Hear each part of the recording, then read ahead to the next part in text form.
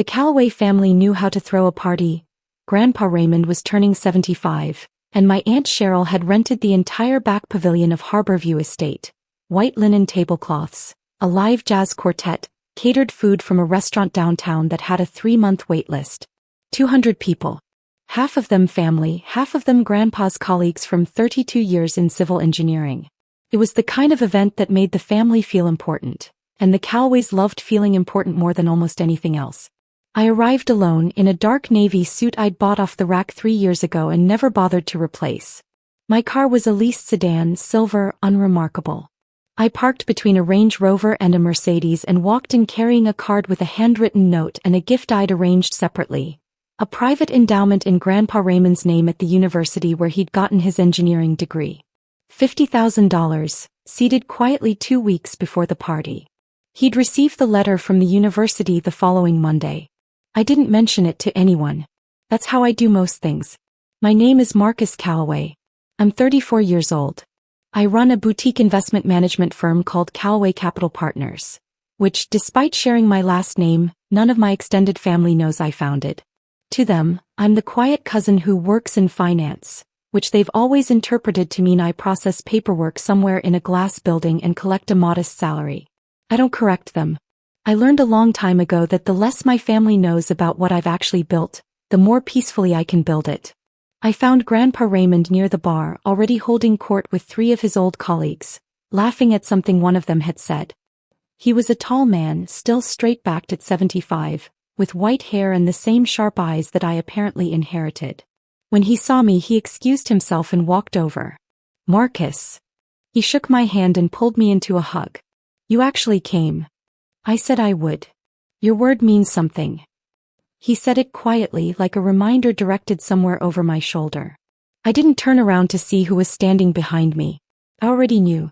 I could hear Dana from 12 feet away. My cousin Dana Foster is 37. She founded Foster Consulting Group 8 years ago, a mid-sized PR and communications firm based in the city, 22 employees, respectable client list. She'd built it from nothing, and I genuinely respected that for a long time. Dana was sharp, driven, and had an instinct for positioning that most people in her industry would envy. She was also the most competitive person I had ever met in my life, and she had decided somewhere around the time I turned 30 that my existence was a personal challenge to her status in the family. It started small. Comments at Christmas about how I must be comfortable in my little finance role. Questions at Easter about whether I was still at the same company. A pointed remark at my Uncle David's birthday about how not everyone is cut out for entrepreneurship, and that's okay. Always delivered with a smile. Always with an audience. Always just barely inside the line of plausible deniability. I never responded. I smiled, nodded, and changed the subject. This appeared to make it worse. By the time I walked into Grandpa Raymond's retirement party, Dana had apparently decided that my calm was not patience. She'd decided it was a con. And she had spent $9,000 to prove it. I didn't know that yet when I sat down at table 7 with my sparkling water and my quiet demeanor. I found out 40 minutes later, when Dana tapped her champagne glass with a fork and asked for everyone's attention. The jazz quartet stopped mid-song. 200 people turned toward the center of the pavilion, where Dana stood in a coral dress that photographed beautifully and a smile that could mean anything. "I just want to take a moment," she began, "to celebrate Grandpa Raymond. 32 years of building something real. Something honest." He paused on that word. Honest. Let it hang in the air like a question. This family has always valued hard work and integrity. And I think it's important on a night like this, that we're all operating with accurate information. I set down my glass. Across the table, my cousin Elise caught my eye and gave me a look that said she had no idea what was happening, but she was already nervous about it. "Some of you know my cousin Marcus," Dana continued. "He's been telling the family for a couple of years now that he runs some kind of investment firm. That he's been, what was the phrase, Marcus? Quietly building something." She smiled at me. The room followed her gaze. "I care about this family. So I did what any responsible person would do when something doesn't add up." She gestured toward the side of the room, where a man in a gray suit I hadn't noticed before stood up from his chair. "I hired a private investigator." The room shifted. Someone near the back whispered something. A few people looked uncomfortable. Several looked fascinated. Grandpa Raymond had gone very still. The man in the gray suit, I'd later learn his name was Gerald Hoyt, with 17 years of investigative experience, which Dana had mentioned prominently in his introduction, walked to the center of the room carrying a thin folder and the expression of a man who was being paid to look serious. I had Mr. Hoyt run a complete background investigation on Marcus, Dana announced. Financial records, business filings, property, employment history, $9,000. Because nobody just builds wealth that fast without something being off. She looked at me expectantly. The room looked at me expectantly. I said, "Let him finish." Gerald Hoyt opened his folder and began to speak. He explained, conducted a thorough investigation over 6 weeks. He had searched public business registries, property records, court filings, professional licensing databases, and financial disclosure documents. He had contacted 3 professional references. He had reviewed publicly available tax lien records and litigation history. While he spoke, I reached into my jacket pocket and found my phone. I opened my messages and typed to my client relations director, Simone Park. Begin transition of the Meridian account away from Foster Consulting. This week. Standard process. Initiate contact with Meridian's VP of Accounts and schedule the handoff meeting. I sent it. Put the phone face down on the table. Across the room, Dana's phone buzzed. She glanced at it, frowned slightly, and looked back at Hoyt. It buzzed again. She silenced it without looking and kept her eyes on the presentation. It buzzed a third time. I watched her jaw tighten. Hoyt continued. He had found, he explained, that Marcus Calloway did indeed hold a Series 65 investment advisor license, registered and current.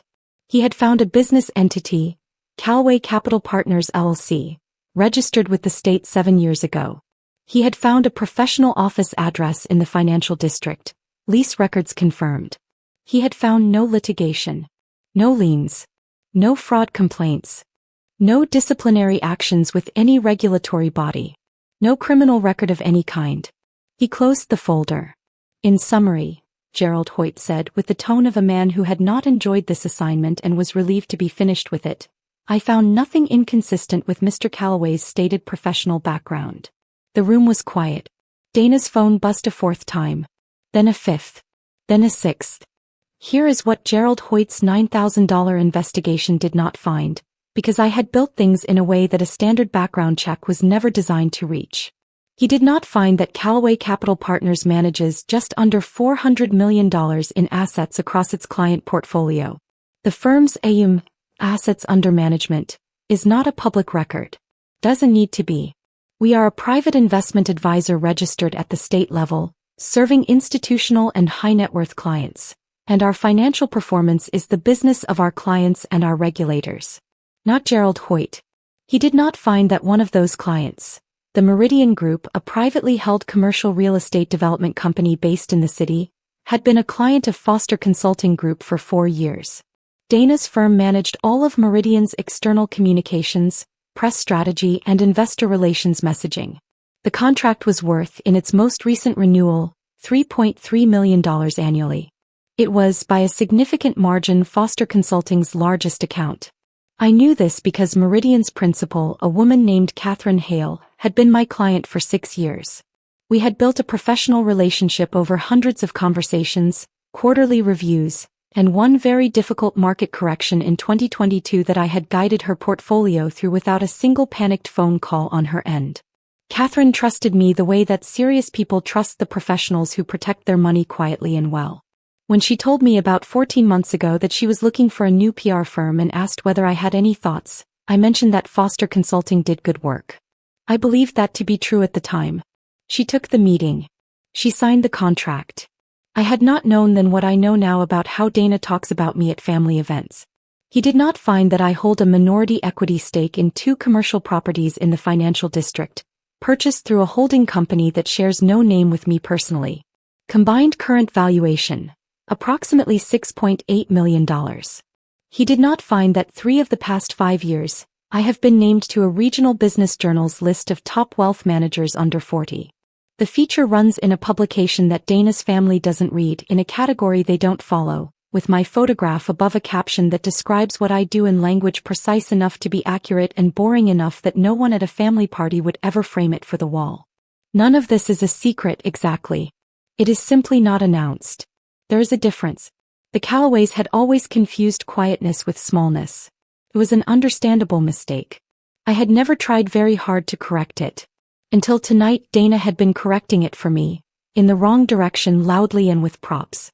The silence after Gerald Hoyt closed his folder lasted approximately 4 seconds. Then my Uncle David laughed, not unkindly, but with the specific discomfort of a man who realizes he had been watching something he shouldn't have. Well, he said. Okay then. Dana had not moved. She was still standing in the center of the pavilion in her coral dress, and the expression on her face had traveled from confident to recalculating in real time. She had planned for 2 outcomes. Either Hoyt finds something damaging and she is vindicated, or Hoyt finds nothing and she pivots to at least we know. He was doing the pivot now. I think the point, she said carefully, is transparency. The family deserves to know. Know what exactly? Grandpa Raymond spoke from his seat at the head table. His voice was quiet, but it carried the way voices do when a room is already holding its breath.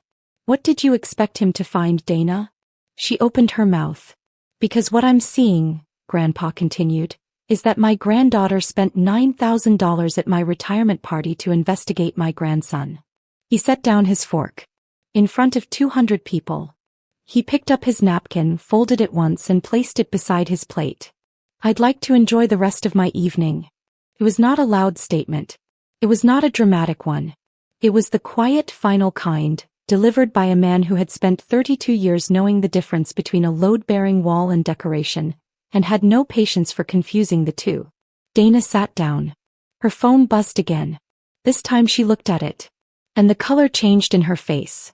Not all at once but in stages, the way a room goes dark when clouds move across the sun. She read something. Frilled. Read more. Then she looked up and her eyes found me across the pavilion. I was eating my dinner. She excused herself from her table and walked toward me. I watched her cross the room the way you watch weather move across open water, with interest, without alarm. She sat down in the empty chair beside me, leaned close and said quietly, "Did you have something to do with a call Meridian made to my accounts team tonight?" I looked at her. Is everything okay with the account? Her jaw tightened. Marcus. I think you should call Simone Park, I said. She's my client relations director. She'll be handling the transition. Dana went very still. What transition? Meridian has decided to bring their communications management in-house, I said. It was a business decision. These things happen. Catherine Hale has been my client for 4 years. She's been my client for 6, I said. I should have been more thoughtful about the referral. She stared at me. You're pulling a $3 million account because of a party. I said, I'm protecting a client relationship that I'm responsible for. What happens at family parties is family business. I paused. Although I'll be honest with you, Dana. If you'd asked me directly whether my professional background was legitimate, I would have answered the question. It wasn't a secret. It just wasn't a conversation you wanted to have. She didn't say anything. The investigation was a choice, I said. In front of Grandpa. In front of his colleagues. On his retirement night. I folded my napkin. So was my text to Simone. Dana stood up and walked back to her table without another word. Her phone buzzed twice more before the dessert course arrived. I want to explain something because it matters. I did not build Calloway Capital Partners in secret to spite my family. I built it quietly because that is the only way I know how to build anything worth keeping. I grew up in this family. I know how it works. The Calloways are loud, affectionate, competitive, and deeply interested in other people's business, particularly other people's financial business. Money is the family scoreboard. Who earns more, who owns more, who is climbing faster, and who has plateaued. It is discussed at every gathering with the enthusiasm that other families reserve for sports. I watched what happened to my Uncle David when he started a construction business in my mid-20s. The moment the family knew they had opinions. They wanted to invest. On terms that were not reasonable. They wanted referrals. To vendors they were personally connected to regardless of quality. They wanted updates at every Christmas and Easter. And when the business hit a difficult quarter, The dinner table became a deposition. He spent as much energy managing family expectations as he did managing the business. The business survived. The relationships were permanently strained. I decided when I registered Calloway Capital Partners that I would not do that. I told my family I worked in finance. This was true. I told them I was building something slowly. This was also true. I let them assume that slowly meant modestly, and I did not correct them because correcting them would have invited the table. It was not deception. It was privacy. There is a difference that the Calloway family has never fully appreciated. My clients understood it. Catherine Hale, who had watched me grow her portfolio by 31% over 3 years, understood it. My 3 partners at the firm, James, Rial and Terrence, understood it. The institutional investors who allocate through us understand that discretion is not evasion. It is professionalism. Dana had looked at my quietness and decided it was suspicious, because in her experience, the people who have something real always announce it. She built her career on visibility, on press strategy and public narrative, on the premise that what cannot be seen does not exist. She was not wrong for her industry. He was simply wrong about me. The $9,000 background check was not really about fraud. It was about the discomfort of not being able to rank me. If I was a fraud, she could place me below her. If Hoyt found something real, she'd have to place me somewhere, and the not knowing had apparently become intolerable. I understood it. I didn't excuse it, but I understood it. What I did not excuse, what I had genuinely not anticipated and could not absorb neutrally, was doing it at Grandpa Raymond's party. In front of his colleagues. With a hired investigator and a folder and a speech about family integrity delivered in a choral dress to an audience of 200 people. That was not curiosity. That was a performance. And it was performed on the wrong night in front of the wrong man, using my name as the material. Grandpa Raymond had never once questioned what I was building. He had asked over the years exactly 3 questions. Are you well? Are you proud of it? Are the people who work for you treated fairly? I had answered yes to all 3, and he had never pressed further. He trusted me with the kind of patience that doesn't require proof, and I had spent 7 years trying to be worthy of it. What Dana had tried to do tonight, publicly, expensively at his party, was put that trust on trial. And Grandpa Raymond had made it very clear, in the quiet way that he makes everything clear, that the trial had not been welcome. The transition of the Meridian account away from Foster Consulting took 11 business days. Simone handled it professionally, which is the only way Simone handles anything. She scheduled a call with Catherine Hale's VP of Accounts, explained that Calloway Capital was restructuring its referral relationships, and provided a thorough transition document that included all of Foster Consulting's active project files, pending deliverables and vendor contacts. We did not leave Catherine holding anything incomplete. That mattered to me. Catherine called me personally on the 3rd day. I heard there was some family drama, she said. There was a party, I said. Marcus. She had a way of saying my name that meant be more specific. My cousin hired a private investigator to present findings about me at my grandfather's retirement party, I said. In front of his colleagues. I decided it was a reasonable moment to revisit the referral. There was a pause. Your cousin runs the firm I've been working with. Yes. Another pause. And the work has been fine, honestly. I know, I said. I wouldn't have sent you there otherwise. This isn't about the work. What is it about? It's about the fact that I referred you to someone I trusted, I said. And it turns out the scope of that trust had limits I wasn't aware of. I'd rather know that now than later. Catherine was quiet for a moment. Okay, she said finally. I trust your judgment. She paused again. How's your grandfather? He's good, I said. He got a letter from his university Monday morning. An endowment in his name. That's lovely, she said. Did it come from someone he knows? Anonymously, I said. She laughed. Of course it did. Dana called me on day 5. I let it go to voicemail. She left a message that was measured and careful. She'd clearly written it out first, in which she said she understood that the Meridian transition was a business decision and she wasn't calling to relitigate it. She said she wanted to talk about what happened at the party. She said she'd been thinking about it. I listened to the voicemail twice, then I called her back. I owe you an apology, she said before I could say anything. What I did was wrong. Not just tactically. It was wrong. Grandpa's party wasn't the place. And honestly, even if it had been the right place, the whole thing was wrong. I was trying to find something to explain away a feeling I had, and I dressed it up as concern for the family. I said, "What was the feeling?" She was quiet for a moment. That you'd been building something real for a long time, and I'd spent years assuming you hadn't, and if that was true then I'd been, she stopped. Unkind. For a long time. I didn't disagree with that. The Meridian account is going to hurt us, she said. It's our biggest client. It's going to be a hard year. I know, I said. I'm not asking you to reverse it. I know that too. She exhaled. I'm asking if we can talk. Not about business. Just talk. I thought about Grandpa Raymond at his birthday dinner, folding his napkin with the particular precision of a man who was done pretending a thing was fine when it wasn't.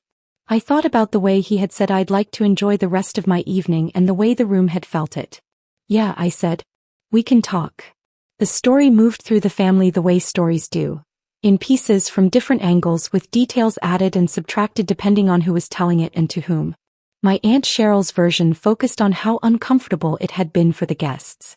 My Uncle David's version focused on Grandpa Raymond's response, which he relayed with a kind of reverence. My cousin Elise texted me privately the morning after to say, I had no idea what she was planning. I'm sorry. Also, you run a $400 million firm? I replied, closer to 390. Don't tell anyone. She sent back 3 laughing emojis and one that appeared to be a crown, which I found disproportionate but appreciated. The detail that traveled furthest and fastest was the Meridian account. In the PR world, even the smaller regional version of it, losing a $3.3 million anchor client is not a private event. Meridian's VP of accounts mentioned the change to 2 people at a professional network event. Those 2 people mentioned it to others. Within 2 weeks, the industry whisper was that Foster Consulting had lost its flagship account under unclear circumstances. Dana didn't confirm or deny the reason. I respected that. The firm didn't collapse. Dana is too good an operator for that. She had 6 other significant clients and a team that was loyal to her, and she spent the months after the party rebuilding hard. I watched from a distance because I still, despite everything, believed she was good at what she did. She brought on 2 new clients by the end of the year, smaller than Meridian but solid. The firm adjusted. But the year was hard. She had said so herself and she was right. The family adjusted too. Not dramatically, not with any formal conversation.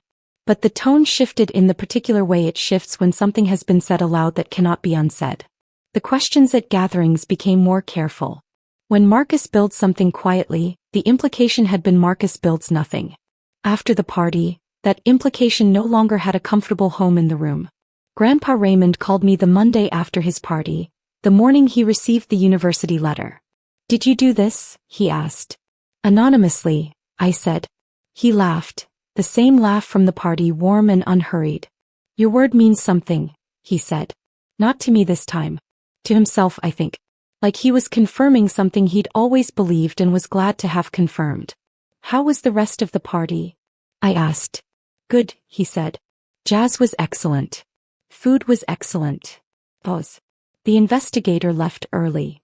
Understandable, I said. Marcus, he said. Yes, sir. Next time someone in this family makes assumptions about what you've built. He paused. You don't owe them a correction. But I want you to know that I never needed one. I held the phone for a moment. I know, Grandpa, I said. That's why I never gave one. Here is the thing about building something without announcing it. You pay for the silence. You pay in the raised eyebrows at family dinners, in the cousins who assume you're coasting, in the aunts who introduce you as the one who works in finance with the particular emphasis that means not particularly successfully. You pay in the $9,000 background checks commissioned by people who could have simply asked. Cost something. I want to be honest about that. But it also earns something that I have found over 7 years, to be irreplaceable. It earns you the knowledge of exactly who believes in you before they know what you're worth. Grandpa Raymond never needed a filing. Catherine Hale never asked for an announcement. Elise texted me a crown emoji at 7 in the morning on a Tuesday and didn't tell another soul. These are the people I know with certainty, are in my corner for the right reasons. Everything else, the industry recognition, the assets under management, the building equity, The fact that my name appears in a business journal once every couple of years in a category that Dana's family doesn't read. That is the outcome of the work. Not the proof of it. Dana and I had coffee eventually. It was uncomfortable in the specific way that honest conversations between people with a long history usually are. She told me things about the past few years of running her firm that surprised me. The pressure she was under, the clients she'd lost before Meridian, the way the industry had shifted and how hard she'd worked to keep up. I told her things about building Calloway Capital that I hadn't said out loud to many people. The years it didn't look like anything, the investors who passed, the quarter I almost couldn't make payroll and told no one. She said, "You should have told someone." I said, "Maybe. I didn't know who to tell." She said, "You could have told me." I thought about that. I thought about the questions at Christmas and the remarks at Easter and the phrase "not everyone is cut out for entrepreneurship" delivered with a smile to an audience. I said, "I'm not sure that's true. But I think it could be, going forward." She nodded. We finished our coffee. Outside, the city was doing what cities do in the fall.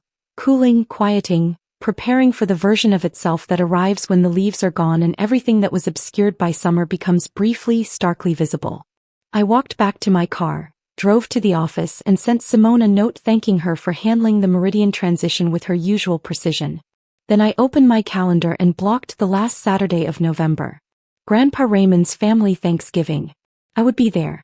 I'd bring something good. Always do.